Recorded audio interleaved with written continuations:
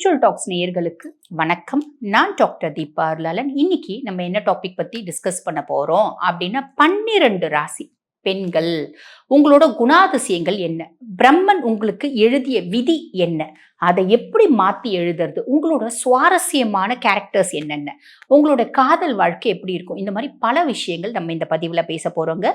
Video skip பண்ணாம பாருங்க. அப்பதான் முழுசும் நாங்க என்ன சொல்றோம், என்ன தீர்வு சொல்றோம் அதுவும் உங்களுக்கு புரியும். நேரத்தை வீண் பண்ணாம சட்டுன்னு நம்ம டாபிக் உள்ள போயிடலாம் வாங்க.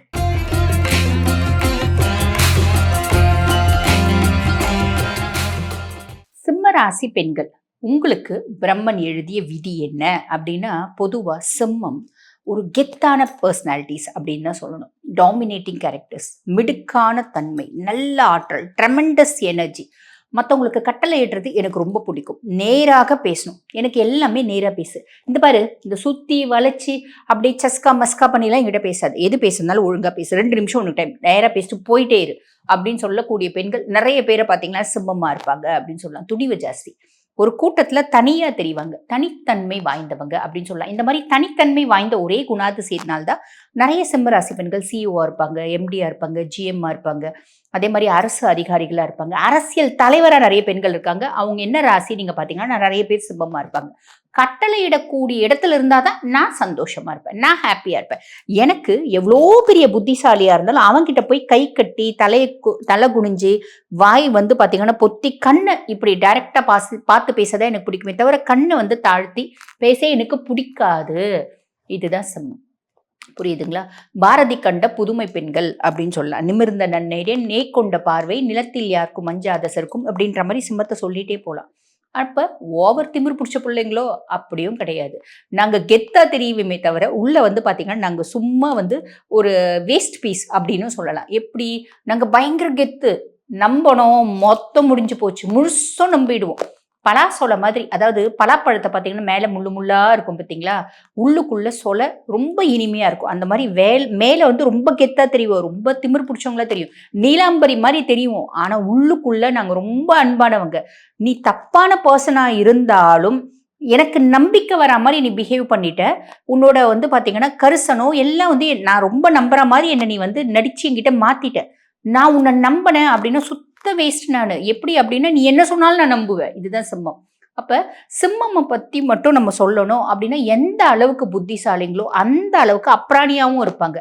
எப்படி அப்படின்னா இப்படிதான் ரொம்ப நடிக்க தெரிஞ்சவங்க அதி புத்திசாலிகளால ஏமாற்றப்படுவாங்க. அது உண்மை. ஏமாற்றப்பட்டு சுத்த ஜீரோவான சிம்மம் எத்தனையோ பார்த்திருக்கோம். சிம்மம் ரொம்ப பாத்தீங்கன்னா டாமினேட்டிங் கேரக்டர்ஸ், திமிரு பிடிச்சவங்க அப்படிலாம் நிறைய பேர் சொல்லுவாங்க. ஆனா உண்மை என்ன அப்படின்னா உள்ளுக்குள்ள ஒரு குழந்தை மாதிரி மனசு அவங்களுக்கு உண்டு. அந்த குழந்தை மாதிரி மனசை யூஸ் பண்ணி அவங்கள ரொம்ப வேஸ்ட் பீஸ் ஆக்கினவங்க எத்தனையோ பேர் அப்படின்னு சொல்லலாம். முக்கியமா பாத்தீங்கன்னா மகரமும் மீனமும் இவங்க வாழ்க்கையில வந்தாங்க அப்படின்னா இவங்களை வேஸ்ட் ஆக்கிடுவாங்க. அதையும் மீறி இவங்க ஒத்து வராது. மகரமும் மீனமும் சிம்மத்துக்கு கொஞ்சம் கூட ஒத்து வராது. ஆனா அதையும் மீறி அவங்க கூட பாத்தீங்கன்னா வாழ்க்கை ஓட்டுறவங்க இருக்காங்க அப்படின்னு தான் சொல்லணும். இப்ப ஒரு சிம்ம ராசி பெண் இருக்காங்க, அவங்களுக்கு மகர ராசி மாமியாரோ இல்ல மீன ராசி மாமியாரோ, மகர ராசி பாத்தீங்கன்னா நாத்தனாரோ, மீன ராசி நாத்தனாரோ வந்துட்டாங்க அப்படின்னா முடிஞ்சே போச்சு. இவங்க முன்னாடி என் மருமக அவ்வளோ சூப்பர், என் மருமக அவ்வளோ புத்திசாலி. சிம்மத்துக்கு புகழ்ந்து பேசினா ரொம்ப பிடிக்கும். புகழ்ந்து பேசி அவங்கள வேஸ்ட் பண்ணிட முடியும் மற்றவங்களால. ஆக இப்படி என் மருமக, அப்படி என் மருமக அப்படின்ற மாதிரி அவங்க முன்னாடி பேசி அவங்கள மொத்தம் பாத்தீங்கன்னா அட்டைப்பூச்சி மாதிரி மொத்தமா இவங்க ரத்தத்தை அவங்களால உரிய முடியும். இவங்களை ஒண்ணுமே இல்லாம சக்கையா வேஸ்ட் பீஸா போட்டுருவோம் அவங்களால முடியும். அப்ப உங்களை ஒருத்தவங்க புகழ்ந்து தேவையில்லாம பேசுறாங்க அப்படின்னு அனலைஸ் பண்ணீங்க. உண்மையாவே அவங்க புகழ்ந்து பேசுறாங்களா, உண்மையாவே அவங்க பாத்தீங்கன்னா ஆத்மார்த்தமா பேசுறாங்களா, இல்ல நம்ம கிட்ட ஒரு காரியத்துக்காக நம்ம கிட்ட இருந்து ஒண்ணு எதையோ புடுங்கணும் அதுக்காக பேசுறாங்களா, அனலைஸ் பண்ணுங்க. அனலைஸ் பண்ணிட்டு முடிவு பண்ணுங்க. ரொம்ப வெள்ளேந்தியா இருக்கிறது அப்படின்றது கூடாது. அதையும் ஞாபகம் வச்சுக்கோங்க. ரொம்ப ஸ்ட்ரெயிட் ஃபார்வர்டா இருக்கிறது தப்பு இல்லை, டாமினேட்டிங்கா இருக்கிறது தப்பு இல்லை. நம்பாமையே இருக்கிறது இருப்பீங்க, ஆனா நம்பினா முழுசும் நம்புவீங்க. அப்ப நம்புங்க, அனலைஸ் பண்ணிட்டு நம்புங்க. இதுதான் நான் சொல்ற விஷயம். சரி, இவங்க காலேஜ் படிக்கிறாங்க, நண்பர்கள் இருப்பாங்களா, 100ல ஒருத்தவங்கள தான் செலக்ட் பண்ணுவாங்க. எல்லாருக்கிட்டையும் நான் கச்சன்னு ஃப்ரெண்ட்ஸ் எல்லாம் வச்சுக்க மாட்டேன். காரணம் என்ன அப்படின்னா எனக்கு சமமா இருக்கணும். என்னோட அறிவு, ஆற்றல், அதே மாதிரி தகுதி, அதிகாரம், திறமை, படிப்பு, பண்பு இதெல்லாமே அவங்களுக்கு இருக்கணும். அப்படி இருந்தாதான் எனக்கு பிடிக்குமே. எனக்கு ஈக்குவல் பாத்தீங்கன்னா ஸ்டேட்டஸ், கேலிபர், டிக்னிட்டி இதெல்லாம் சொல்றாங்க பாத்தீங்களா, இந்த மாதிரி இருக்கணும். ரொம்ப மக்கு, ரொம்ப பாத்தீங்கன்னா எனக்கு தகுதி இல்லாதவங்க கிட்ட நான் பெருசா பேச கூட யோசிப்பேன். அதுதான் சிம்மம். பொதுவா வந்து பாருங்க, எனக்கு எல்லாத்துலயும் ஈக்குவலா இருக்கணும் அப்படின்னு நினைப்பாங்க. பேசுறதுக்கு முன்னாடி எனக்கு இவங்களுக்கு தகுதி இருக்கா? இவங்கள ரொம்ப சீப்பான பெர்சன்ஸ் எனக்கு புடிக்காது. ரொம்ப சீப் கேரக்டர்ஸ் எனக்கு புடிக்காது. அப்படியெல்லாம் இருந்தாலும், அதே சீப் கேரக்டர், அதே சீப்பான பெர்சன் இவங்கள நடிச்சு கொஞ்சம் ஏமாத்திட்டாங்க அப்படின்னா உங்க கால்ல விழுந்துருவாங்க. புரியுதுங்களா? சரி, இவங்க லவ் பண்ணுவாங்களா? சாலிடா லவ் பண்ணுவாங்க. லவ் பண்ற பையன், அவனுக்கு வந்து பார்த்தீங்கன்னா, ஒரு பையன பார்க்குறான். பையன் வந்து பார்த்தீங்கன்னா, ரொம்ப ஆளுமையா இருக்கணும். ரொம்ப கெத்தா இருக்கணும். ஆ ரொம்ப வந்து டாமினேட்டிங்கா இருக்கணும். கொஞ்சம் என்னது மேன்லினஸ் அப்படின்றது ஜாஸ்தி இருக்கணும். இதெல்லாம் பையன்கிட்ட இருக்கு அப்படின்னா புடிக்கும். பையன புடிக்குது அப்படின்னா நேரா போய் சொல்லுவாங்களா? தாராளமா சொல்லுவாங்க. ஃபர்ஸ்ட் அவன அப்சர்வ் பண்ணுவாங்க. அவனுக்கு வந்து உண்மையாவே அறிவு இருக்கா? உண்மையாவே திறமை இருக்கா? காசு, பணம், வசதி அதெல்லாம் நான் பெருசா யோசிக்க மாட்டேன். ஏன்னா காசு, பணம்லாம் எப்பனாலும் நான் சம்பாரிச்சுப்பேன். நானே பெரிய அறிவாளி.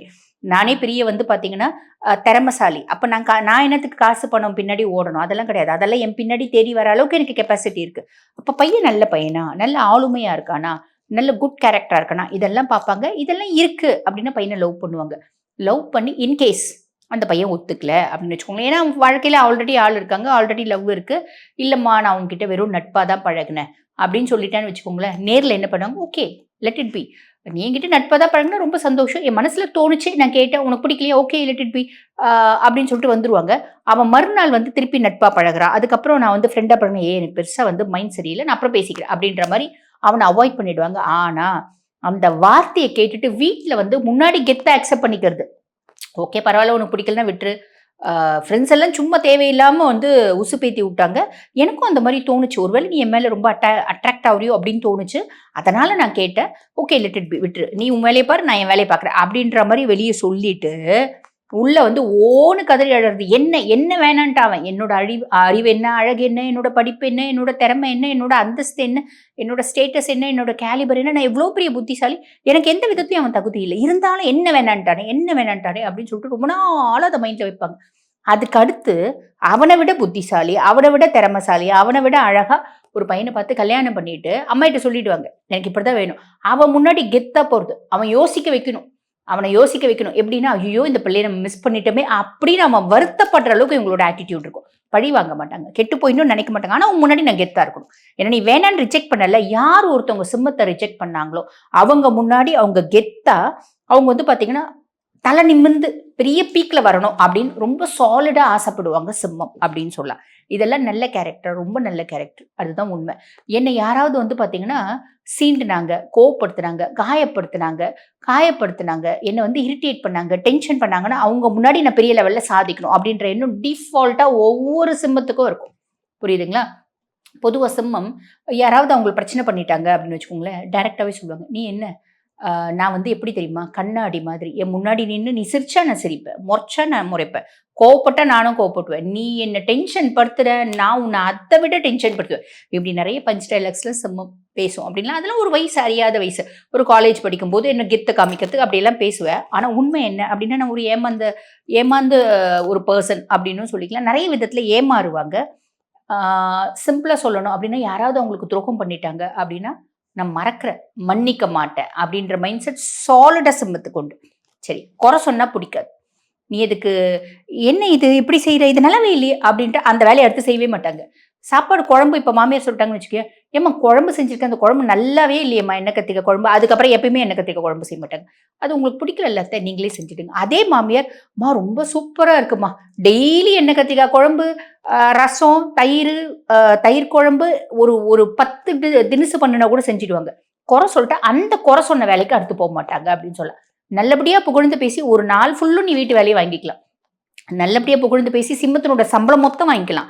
நல்லபடியா புகழ்ந்து பேசி சிம்மத்தினோட அத்துணையும் நீங்க வந்து யூஸ் பண்ணிக்கலாமே தவிர, குறை சொல்லி அவங்கள வந்து அவங்க கூட நம்மளால வந்து பார்த்தீங்கன்னா, டிராவல் பண்ணவே முடியாது.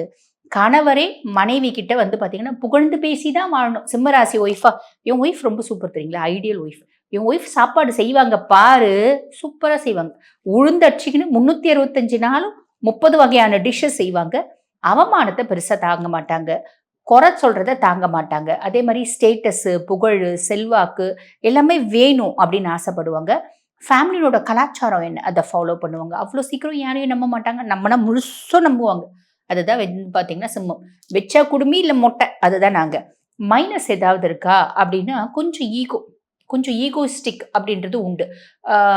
என்னோட ஈகோ மட்டும் ஹர்ட் பண்ணாது அப்படின்ற ஒரு எண்ணம் இருக்கும். மறந்துடுறேன், ஆனா மன்னிக்க மாட்டேன். இதுவும் வந்து பார்த்தீங்கன்னா, ஒரு லைட் வந்து ஒரு மைனஸ் அப்படின்னு சொல்லலாம். என்ன கேட்டா நான் அதெல்லாம் மைனஸ் அப்படின்னே சொல்ல மாட்டேன். எல்லாமே பிளஸ். சிம்மத்தினோட எக்ஸ்ட்ராடினரி கேரக்டர் என்ன தெரியுமா? நான் ஏழ்மையில பொறந்தாலும் சாகும்போது ஏழையா சாக மாட்டேன். நான் நம்பர் 10ல இருந்தாலும் நம்பர் 1 ஆகியே தீருவேன். இது என்னோட அப்பானால, மாமனார்னால, கணவர்னால, மாமியார்னால, அம்மானால, அண்ணனால, தம்பினாலலாம் கிடையாது. என்னுடைய சொந்த முயற்சினால நான் நம்பர் 10லேருந்து நம்பர் 100ல இருந்து கூட நம்பர் 1 போவேன். இதுதான் சிம்மம் அப்படின்னு சொல்லலாம். சரி, இவங்களுக்கு ஹெல்த் ரிலேட்டட் காம்ப்ளிகேஷன்ஸ் ஏதாவது வருமா? உஷ்ணம் சார்ந்த நோய்கள் வரத்துக்கு வழியும் வாய்ப்பும் உண்டு. தலைவலி, மைக்ரேன் அப்படின்னு சொல்லுவாங்க பார்த்தீங்களா? அது. அதே மாரி இருதயம் சார்ந்த பிரச்சனைகள் வரத்துக்கு வழியும் வாய்ப்பும் உண்டு. சரி, கலர்ஸ் எதுங்க? என்ன திசை ஃபேவரா இருக்கோ அப்படின்னா ஈஸ்ட். என்ன கலர்ஸ் ஃபேவரா இருக்கோ அப்படின்னா ஆரஞ்சு, எல்லோ, ரெட்டு, அந்த ஒரு ஆரஞ்சும் ரெட்டும் கலந்தா மாதிரி ஒரு பிரைட் கலர், ஒரு வைப்ரண்ட் கலர். இதெல்லாம் வந்து பார்த்தீங்கன்னா, ரொம்பவே லக்கி கலர்ஸா இருக்குங்க. ஆக சிம்ம ராசி அன்பர்கள், உங்களுக்கு பிரம்மன் எழுதிய விதி அப்படின்றது எது இருந்தாலும் முழுசும் யாரையும் நம்பாதீங்க. நம்பாமையே இருக்கிறதும் தப்பு. முழுசும் நம்பி அவங்க முன்னாடி நம்ம வந்து பார்த்தீங்கன்னா, எவ்ளோ கெத்தா இருந்து இவங்கிட்ட நம்ம ஏமாந்துட்டோமே அப்படின்னு பின்னாடி வருத்தம் அப்படின்றது படக்கூடாது. எந்த ஒரு வேலை செய்றீங்க அப்படின்னாலும், வெல் அனலைஸ் அப்படின்றது செஞ்சுட்டு செய்றீங்க அப்படின்னா நல்லதும்மா. இப்ப நான் சொன்னது வந்து பார்த்தீங்கன்னா, உங்க ராசிக்கான ஒரு பொதுவான குணாதிசயங்கள். இந்த பதிவ பார்த்துட்டு இருக்க நீங்க, "அம்மா நீங்க சொன்னது எனக்கு எக்ஸாக்ட்டா மேட்ச் ஆச்சும்மா. நாங்களும் இந்த மாரி நெறைய கஷ்டங்களையும், துயரங்களையும், துக்கங்களையும் அனுபவிக்கிறோம். ஏமாற்றங்கள சந்திக்கிறோம். இதுலருந்து வெளிய வர்றது எப்படிம்மா?" அப்படின்னு கேட்குறீங்க அப்படின்னா, ரொம்ப எளிமையா சொல்லலாம்மா. இப்ப என்ன தசை நடக்குது? தசநாதன் என்ன ஒரு பாவத்துல இருக்கா? என்ன மாதிரி உங்க ஜாதகம்? யார் யார்கிட்ட என்னென்ன செய்றீங்க அப்படின்னா, நீங்க எல்லா பிரச்சனைகள்லயும் மீண்டு சந்தோஷமா வாழலாம். இது அத்தனையும் ஜாதகத்த நம்ம கம்ப்ளீட்டா அனலைஸ் பண்ணா, ரொம்ப அழகா சொல்லிட முடியும்மா, துல்லியமா சொல்லிட முடியும். என்கிட்ட உங்க ஜாதகத்த இந்த மாரி நாங்க பார்க்கணுங்க. இன் ஜெனரல் எங்களோட ஜாதகத்த நாங்க இதுவரைக்கும் பெருசா அனலைஸ் பண்ணதே இல்லம்மா. அனலைஸ் பண்ணணும் அப்படின்ற விருப்பம் இருந்தாலும், எங்களுக்கு குடும்பத்தில பல பிரச்சனைகள்ல நாங்க வந்து கஷ்டப்பட்டுட்டு இருக்கோம். அந்த பிரச்சனைக்கு தீர்வு இருக்கா? இல்லையா? அப்படின்னு தெரிஞ்சுக்கணும் அப்படின்னாலும், அந்த பிரச்சனைகளுக்கு என்னங்க பரிகாரம்? எப்படி நாங்க வழிபாடு பண்ணணும்? இல்ல குடும்பத்தில எப்படி நாங்க வந்து பார்த்தீங்கன்னா, அனுசரிச்சு போணும்? இந்த மாரி பல கேள்விகளுக்கு நீங்க தாராளமா நான் பேசிட்டு இருக்கும்போதே என்னோட வாட்ஸ்அப் நம்பர் குடுத்துருப்பாங்க. அந்த வாட்ஸ்அப் நம்பருக்கு கால் பண்ணி அப்பாயின்ட்மென்ட் ஃபிக்ஸ் பண்ணி என்கிட்ட பேசிக்கலாம்மா. Thank you.